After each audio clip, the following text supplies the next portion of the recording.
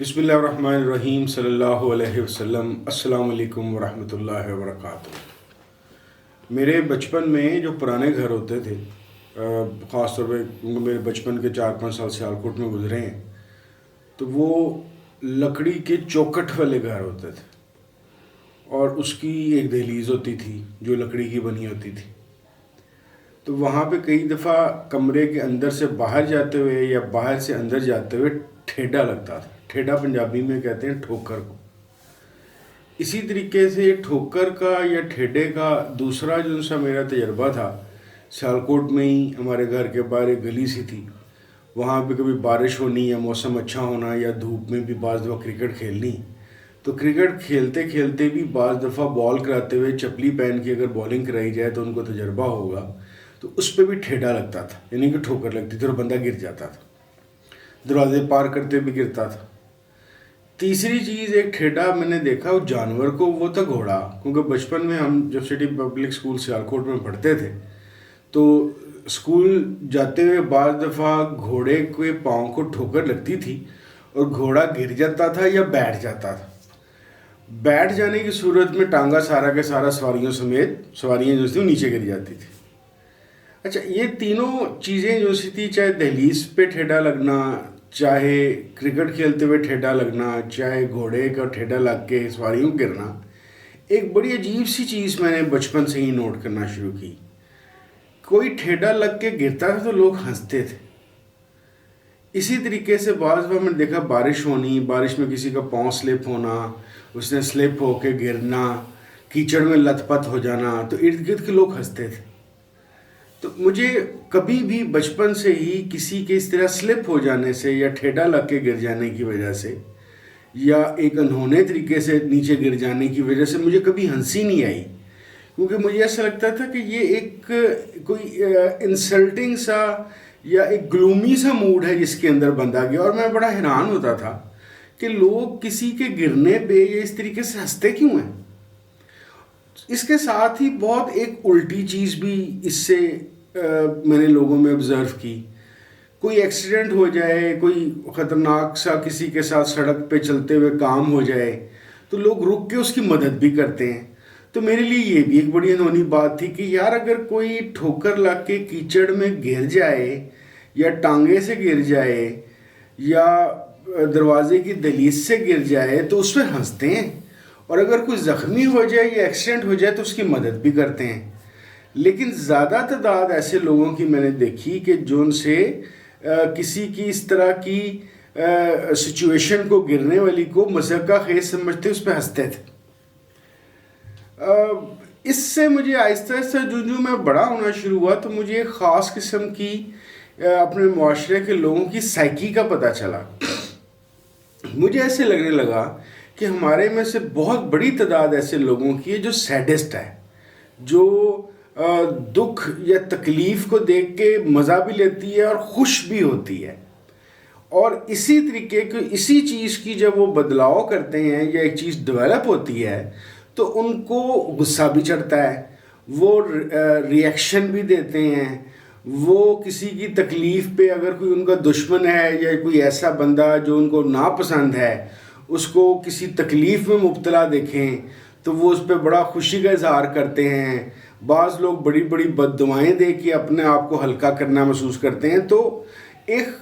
طبقہ ہمارے معاشرے میں ایسا ضرور موجود ہے جو دکھ، تکلیف، پریشانی کی صورت میں اپنوں کی یا زیادہ تر دشمنوں کی یا جن کو ناپسند کرتے ہیں اس پہ خوشی سے محسوس کرتے ہیں۔ یہ بات ذہن میں شروع سے سٹور تھی، اور ابھی بھی بعض دفعہ ایسی چیزیں آپ نے بھی دیکھی ہوں گی، میں نے بھی دیکھی ہوں گی کہ اس طرح سے بندہ گرا اور لوگ ہنس رہے ہیں،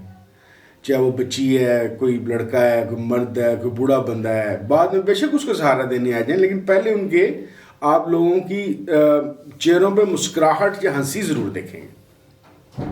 وقت گزرتا گیا تو ایک اور طرح کی چیز میرے ذہن میں آئی یا ہمیں بتائی گئی یا سمجھائی گئی، وہ یہ تھی کہ جو کسی کا برا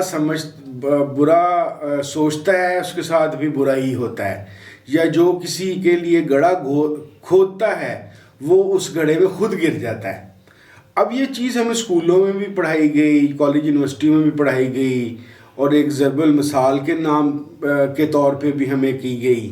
تو تب بھی میں نے بڑا پریشانی کی صورت ہونی کہ اگر یہ کوئی اصول کی بات ہے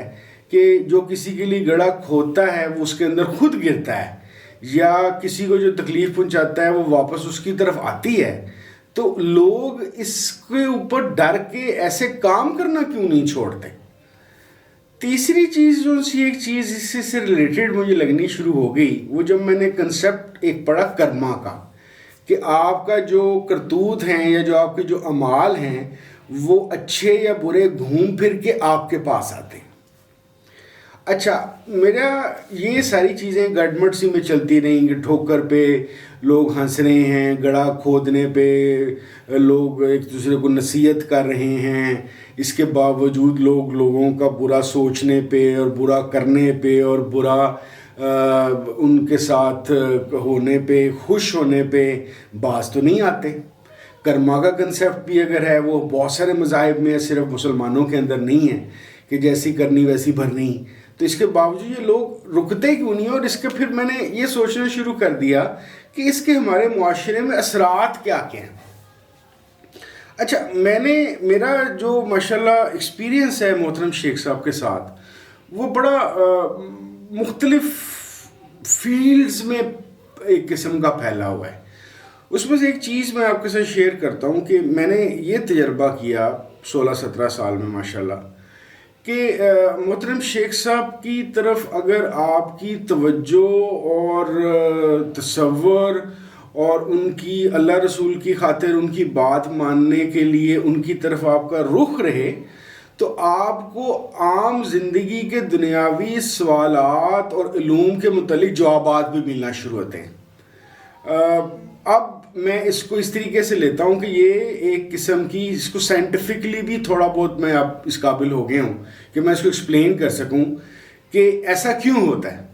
میرے خیال کے مطابق جب آپ کسی ایک روحانی شخصیت سے یا کسی بڑی ہستی سے یا بڑی شخصیت سے جب آپ اٹیچ ہو جاتے ہیں، اور آپ کی جو ان سی اٹیچمنٹ ہے اس کے اندر آپ کو کلیئرٹی آف تھاٹ ہوتی ہے کہ میں ان صاحب کے ساتھ یا اس شخصیت کے ساتھ کیوں اٹیچ ہوں، کس طریقے سے اٹیچ ہوں، میرے مقاصد کیا ہیں، میں اسے کیا حاصل کرنا چاہتا ہوں. اور خاص طور پہ اگر آپ اس بندے کی ان کے ساتھ، اس ایسی شخصیت کے ساتھ کوئی انسیت یا اللہ رسول صلی اللہ علیہ وسلم کے لیے محبت والا معاملہ قائم ہونا شروع ہو جائے، تو جس کو ہم کہتے ہیں دل مل جانا. یہ دل مل جانے کے علاوہ مجھے ایسا لگتا ہے کہ برین ٹو برین ایک کوگنیٹو اٹریکشن اس طرح کی ڈیولپ ہوتی ہے کہ جس کی وجہ سے ایک بندہ، جس کو آپ مشینوں کے ذریعے سے بھی تقریباً سائنس ثابت کر چکی ہے اور کر رہی ہے، مزید ایسی پروڈکٹس ڈیولپ کر رہی ہے کہ ایک بندے کی کیفیت کو دوسرا بندہ محسوس کر سکتا ہے. تو اس طرح کی چیز میں بھی مجھے ایسا لگنا شروع ہوا یا ایسا محسوس ہوتا ہے کہ ایک ہستی کی یا شخصیت کی جو واردات یا کیفیت ہے وہ اس کی کوگنیٹو ابیلٹیز کی اسٹرینتھ کی وجہ سے آپ کی کوگنیٹو ابیلٹی کو امپیکٹ اور افیکٹ کرتی ہے اور آپ اس کے اندر چلے جاتے ہیں. اچھا، اس کی بہت ساری چیزیں ہیں، اس کے بہت سارے فیلڈز اور مطلب نکلتے ہیں. ایک مطلب جس پہ آج میں گفتگو کرنے کی کوشش کر رہا ہوں، جس کی وجہ سے میں نے کرما کا ذکر کیا اور ٹھیڈے کا ذکر کیا، تو اس میں یونیکنس شیخ صاحب کے ساتھ تعلق کی کچھ اس طریقے سے ہے کہ آپ جس چیز پہ زیادہ توجہ دیں وہ آپ پہ اس طریقے سے کھلنی شروع ہوتی ہے کہ وہ صرف کوئی روحانی یا نان سینگ جو سی چیز ہے، انسیبل تھنگ کے چیز ذریعے سے نہیں پھیلتی، بلکہ میرا تجربہ یہ ہے کہ اس سے متعلقہ آپ کو کتابیں ملنی شروع ہو جاتی ہیں، اس سے متعلقہ آپ کو لوگ ملنا شروع ہو جاتے ہیں، اس کے متعلقہ آپ کو اس طرح کا اور لٹریچر کسی اور ذرائع سے ملنا شروع ہو جاتا ہے کہ آپ کی توجہ جس طرف ہوتی ہے وہ آہستہ آہستہ آپ پہ کھلنی شروع ہو جاتی ہے. تو اس کرما والے معاملے کے اندر یا لوگوں کے اندر یہ دوئی ہے کہ وہ خوش بھی ہوتے ہیں اور لوگوں کی مدد بھی کرتے ہیں. میں یہ چیز کو سوچا کرتا تھا، تو اس کے ساتھ بھی میرا شیخ صاحب کے ساتھ جو ایکسپیرینس ہوا ایک خاص طرح کا معاملہ ہوا. خاص طرح کا معاملہ یہ ہوا کہ ایک تو مجھے آہستہ آہستہ میں اپنے جو سبجیکٹ ہے فلاسفی آف مائنڈ کا یا کوگنیٹو سائنسز کا، اس کی طرف پتہ نہیں کس طرح اس طرح میرا رخ مڑنا شروع ہوا، مجھے مائنڈ اور برین کی چیزیں پڑھنے کا موقع ملنا شروع ہوا. میں آہستہ آہستہ یہ جو بعض لوگ جس کو ریلیجیس ایکسپیرینسز کہتے ہیں، اس کی کوگنیٹیو یا نیورولوجیکل بیسس کے ہیں، اس کو میں نے سمجھنا شروع کیا. تو ایک حدیث شریف 2-3 بہت ساری ہیں، لیکن 1-2 حدیث جو شیخ صاحب اس معاملے سے متعلق جو مجھے لگتی ہیں اکثر بیان فرماتے ہیں. ایک حدیث شریف کا مفہوم بیان فرماتے ہیں کہ انسان کا ایمان جو ان سے اس کے دوست پہ ہوتا ہے، اور دوسرا یہ ہے، اس طرح کا مفہوم ہے کہ آپ جس طرح کے لوگوں میں اٹھتے بیٹھتے ہیں، آپ کی شخصیت اور آپ کا ایمان وہ رخ اختیار کر لیتا ہے. مجھے اب ایسا لگنے لگا ہے کہ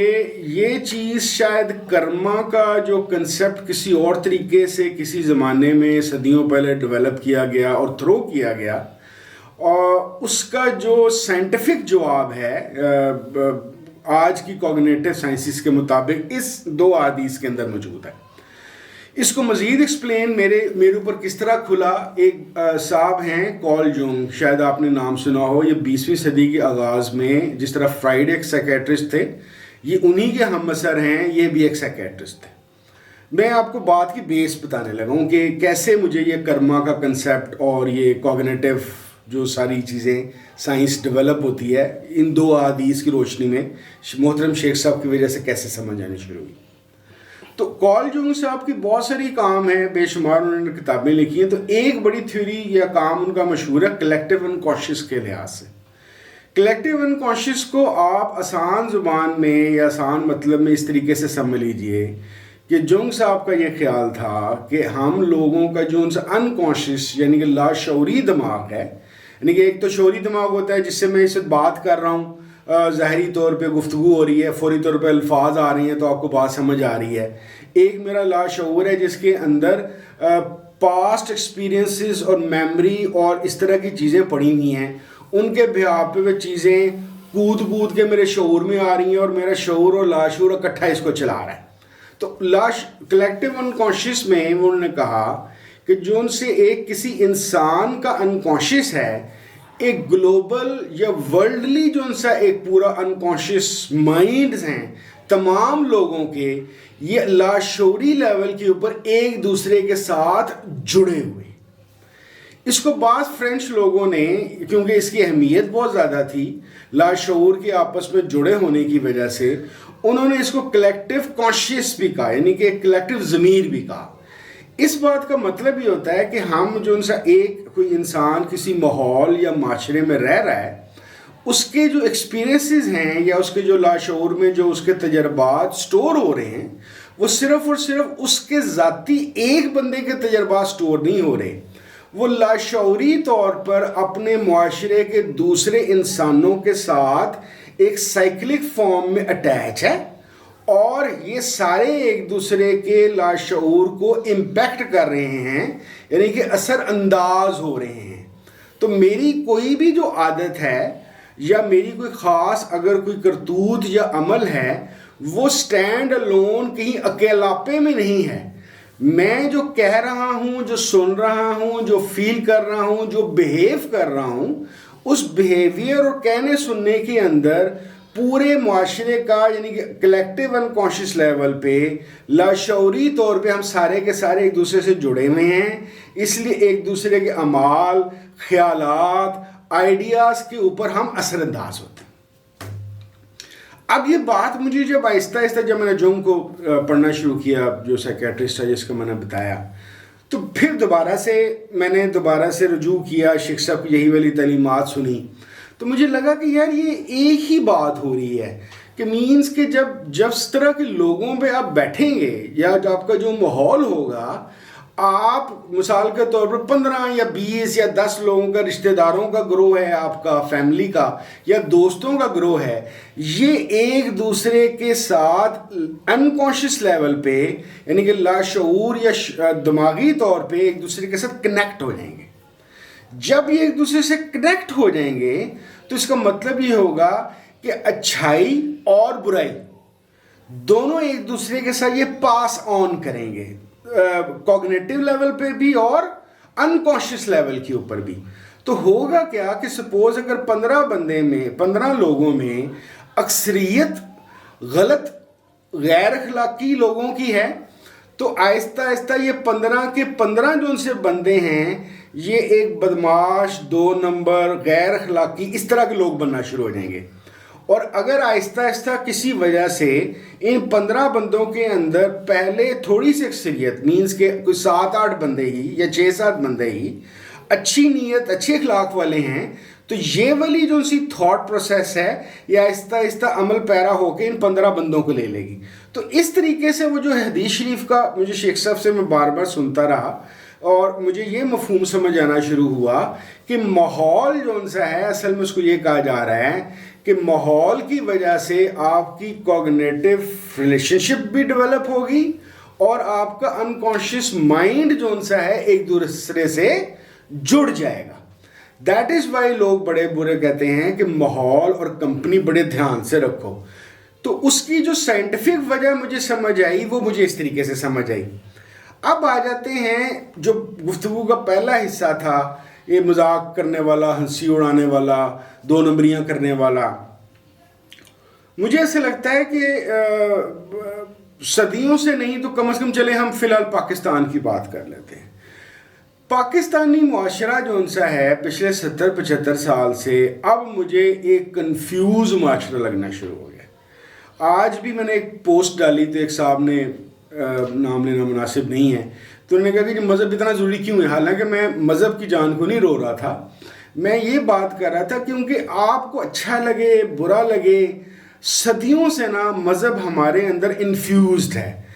اگر کوئی بندہ مذہبی نہیں بھی ہے تو مذہب کے متعلق الٹی سیدھی باتیں کر کے یا مخالف باتیں کر کے وہ ٹائم مذہب کے ساتھ ہی گزار رہا ہوتا ہے کیونکہ یہ ہمارا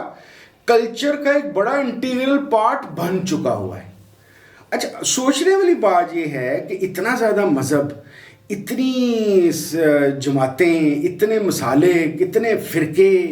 اتنی تبلیغ کے باوجود اگر ماحول ہی کوئی اثر ڈالتا ہے تو اتنے جو داڑھی والے پھر رہے ہیں, برقعے والی عورتیں پھر رہی ہیں, پردے کے احکامات کے متعلق بات ہو رہی ہے, کئی باجیاں ہیں جو ان سی قرآن شریف کے ترجمے سکھا رہی ہیں, اس کا امپیکٹ کیوں نہیں معاشرے پہ آ رہا؟ یعنی کہ میرے خیال کے مطابق تو 23-24 کروڑ میں سے لاکھ بندہ بھی صحیح مسلمان ہو تو اس کا ایک امپیکٹ آنا چاہیے. یہاں پہ 22-23 کروڑ میں سے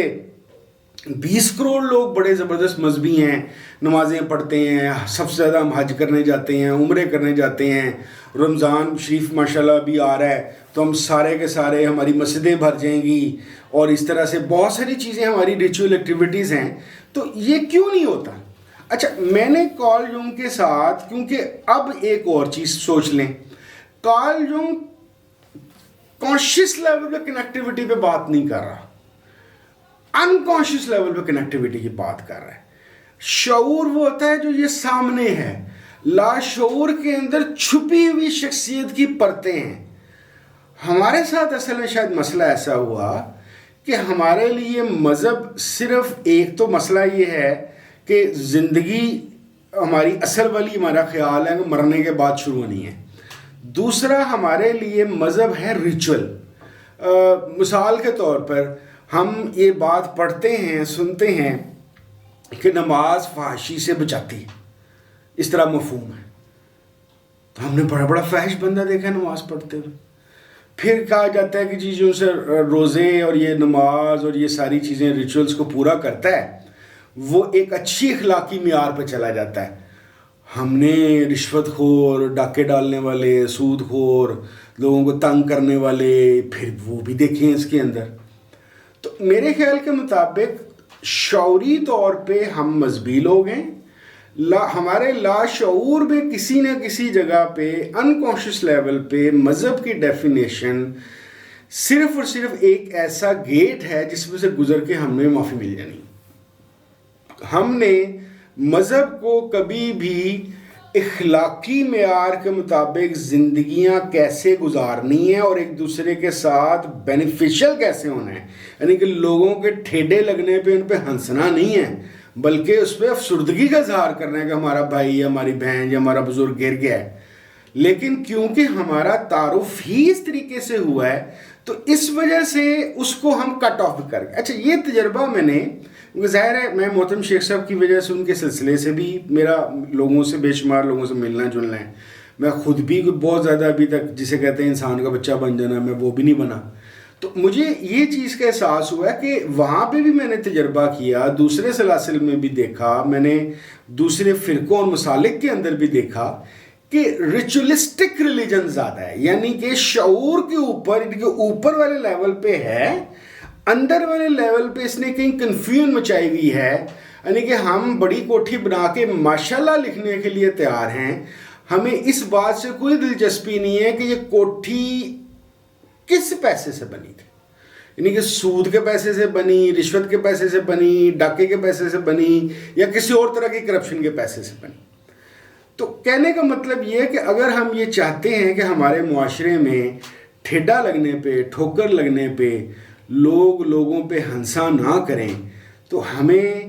سب سے پہلے اپنے کلیکٹیو انکانشس پہ کام کرنی پڑے گا. کلیکٹیو انکانشس پہ کام کرنے کے لیے ضروری یہ ہے کہ ہمارے معاشرے کے اندر جینون لوگ کسی طریقے سے پیدا ہو سکیں. وہ جینون لوگ کسی حکومت کی وجہ سے تو نہیں پیدا ہوں گے. میرے خیال کے مطابق ایٹ لیسٹ ہم یہ کر سکتے ہیں کہ فتوے لگانے بند کر دیں مذہبی طور پہ بھی اور غیر. اب ہماری ایک اور ٹریجڈی یہ ہے کہ ہمارے مذہبی لوگ بھی کچھ کمزوریاں لیے ہوئے ہیں، اور ہمارے جو سو کالڈ لا دین لوگ ہیں وہ ان سے بھی فارغ لوگ ہیں، یعنی کہ ان کو مخالفت کرنی بھی نہیں آتی. تو میرے انڈرسٹینڈنگ یہ بنتی ہے، جو میں اپنے لیے یہ بات کر رہا ہوں اپنی پریکٹس کے لیے، کہ ہم کچھ اس طریقے سے کرنے کی کوشش کریں کہ اگر کوئی بندہ کام کی بات کرے یا کام کی بات کرنے کی کوشش کرے، بے شک اس میں کمی بیشی ہو، لیٹ ہم اور ہر اسپیک، بات کرنے دیں اس کو تھوڑا مار کے، ناراضگی کا اظہار کر کے شٹ اپ کال نہ دیں. آہستہ آہستہ ایسا ہوگا کہ ہمارے معاشرے میں چھوٹی چھوٹی کونپلیں نکلیں گی، اور جب یہ چھوٹی چھوٹی کونپلیں آہستہ آہستہ پودے اور درخت بنیں گے تو ان کا کنٹریبیوشن بنے گا کلیکٹیو انکانشس کی جنگل کے اندر، اور وہاں پہ آپ کو ایک طرح کے کالے گلاب کے بجائے مختلف پھول اگنا شروع ہوں گے، اور پھر آہستہ آہستہ جنگل میں تنوع، یعنی کہ مینز کے مختلف طرح کی چیزیں ڈیولپ ہوں گی، اور ہم بہتری کی صورت میں جانا شروع ہوں گے. تو میرے خیال کہ آج کا میری صرف گزارش یہ ہے، جو میں اپنی انڈرسٹینڈنگ ہے، میں اصل میں نعوذ باللہ استغفار کسی کو لیکچر والا میرا کنسیپٹ نہیں ہے. میں یہ باتیں کر کے اپنی بات کو ری انفورس کر رہا ہوتا ہوں، اور جو میں نے سیکھا اور جیسے سیکھا میں اس کو شیئر کر رہا ہوتا ہوں. تو میں نے ظاہر ہے بہت ساری پیچھے 16-17 سال میں زیادہ تر جو ان سی علمی، غیر علمی، مذہبی، غیر مذہبی، اکثر چیزوں کا میرا جو سے سینٹرل اور فوکل پوائنٹ ہے وہ محترم شیخ صاحب ہیں، کیونکہ ان کے ساتھ جو میری کنیکٹیوٹی ہے اس کی وجہ سے میرے لیے چیزیں رستے کھلتے ہیں، اور میرے اندر برداشت بھی آہستہ آہستہ آ رہی ہے، اور میرے اندر یہ بھی آ رہا ہے کہ ہر بندے کو اس کے جینے کا رائٹ دے دو. کیونکہ شیخ صاحب نے ذہنوں میں بٹھا دیا ہوا ہے کہ رسول کریم صلی اللہ علیہ وسلم رحمۃ للعالمین صلی اللہ علیہ وسلم ہیں، تو رحمۃ للعالمین کے ماننے والے دوسرے کو تکلیف کیسے دے سکتے ہیں، دوسرے کے ٹھیڈا لگ کے گرنے پہ ہنس کیسے سکتے ہیں. تو اللہ کرے ہم اپنے معاشرے کا کلیکٹیو انکانشیس بہتر کرنے کے لیے وہ نوجوان یا وہ بوڑھے یا پکی عمر کے مرد یا عورتیں جو اس کے اندر کنٹریبیوٹ کرنے کی کوشش کر رہے ہیں، بے شک صحیح طریقے سے، بے شک غلط طریقے سے، ان کو کرنے دیں. کوئی غلطیاں کریں گے تو کر کے سدھار لیں گے. دلوں میں بند رکھیں گے شٹ اپ کی کال یا کسی خوف کی وجہ سے، تو چیزیں اندر پک کے گل سڑ جاتی ہیں. اللہ ہمارا سب کا بھلا کرے. بہت شکریہ. السلام علیکم ورحمۃ اللہ وبرکاتہ.